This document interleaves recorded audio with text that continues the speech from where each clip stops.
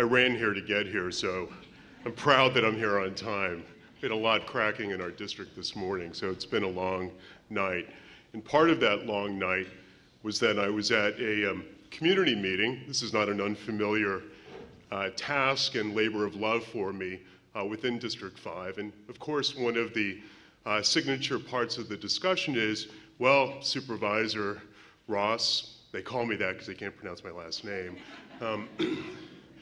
what are we going to do about the crime?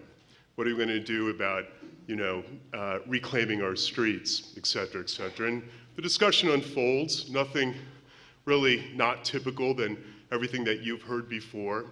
I get home, and it's about, 11 o'clock or so, and I turn on the TV just to kind of chill a little bit, and I see this commercial, and it just kind of blew me away a little bit, where for Macy's, there's Martha Stewart with Usher, on this commercial promoting this sort of new panache, upgraded Macy's.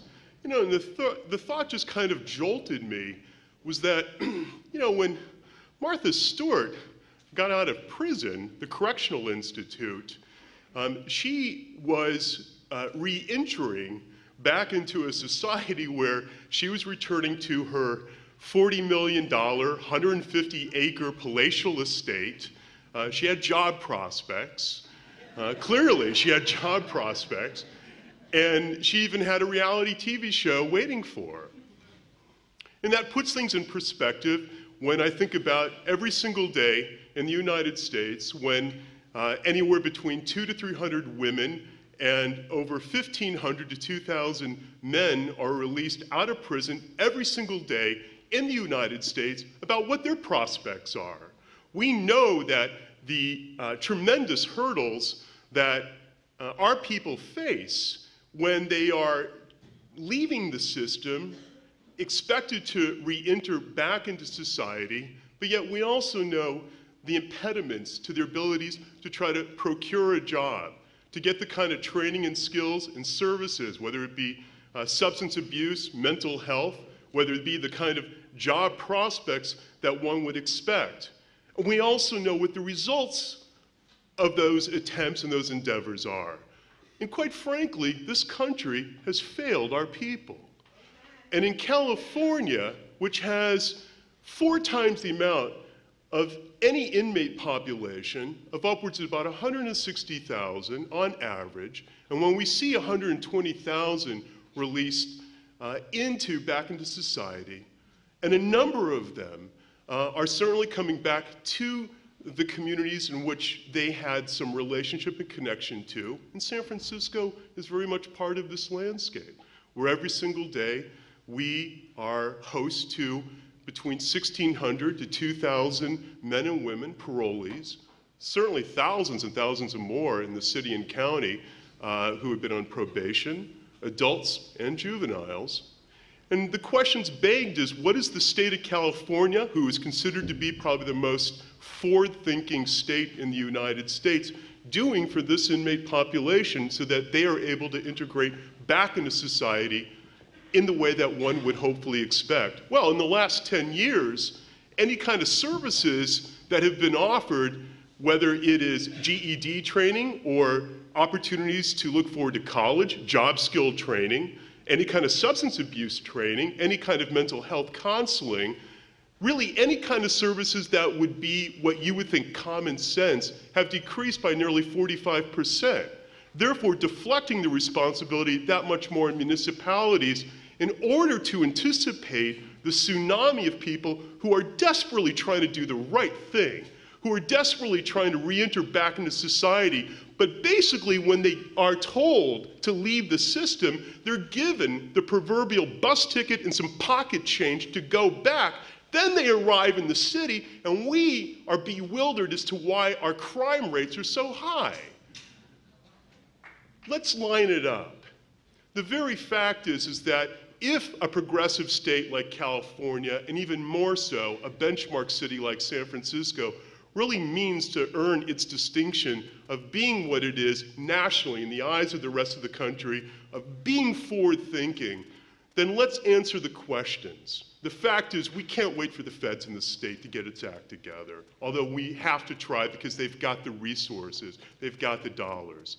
But really, and critically speaking, if it wasn't for the great work of Jeff Adachi and Michael Hennessy, our sheriff, and Kamala Harris, our district attorney, and members of the Board of Supervisors that have joined me, and a whole network of nonprofits and CBOs that have advanced these two reentry councils that have culminated in this kind of summit, then our antidote to this very arching, which I don't think is an insurmountable problem, wouldn't have really materialized. But at least San Francisco is showing the way on what we can do in order to put our people back to work and trying to get them the services that they desperately need, and trying to answer the question about, well, why is recidivism in San Francisco as high as the national average and the state average?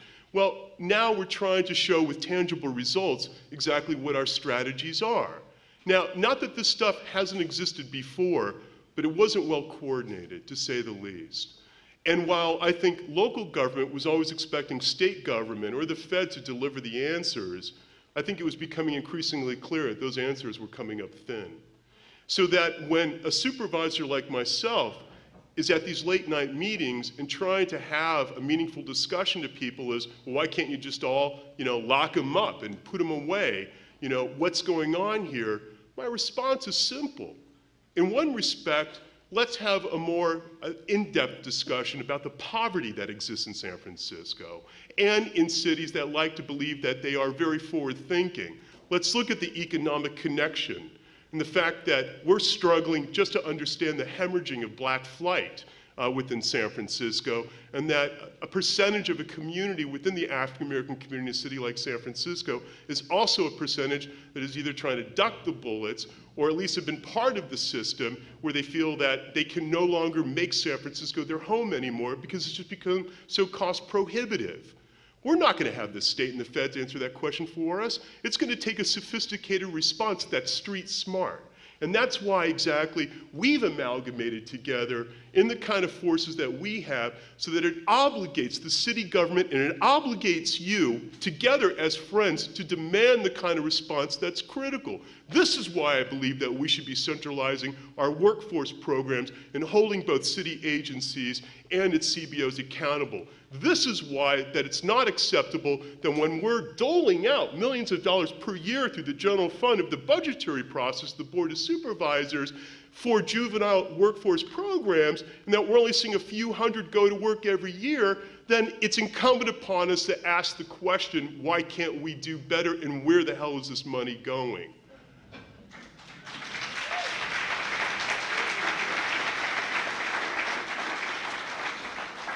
I'm here with great optimism, which is why I helped start the Reentry Council. I'm here to believe that whatever I think the thin response is by the state in not being able to provide the services for those who are formerly incarcerated that are coming out of the system, where only 1 out of 10 parolees only get the services, where only 6% of the aggregate population in California only get employment services, where half are illiterate, where actually over 50% are known to either have some kind of substance abuse problem, where 30% have some mental health issues, and yet we give them that bus ticket. Well, you know what? You come to San Francisco, we're here with open arms, and that's exactly what we're trying to create, is a system that is understanding of a reality that is not dismissive, that is one that is treating our people with respect, and one that is giving people the absolute strategies, tools, know-how,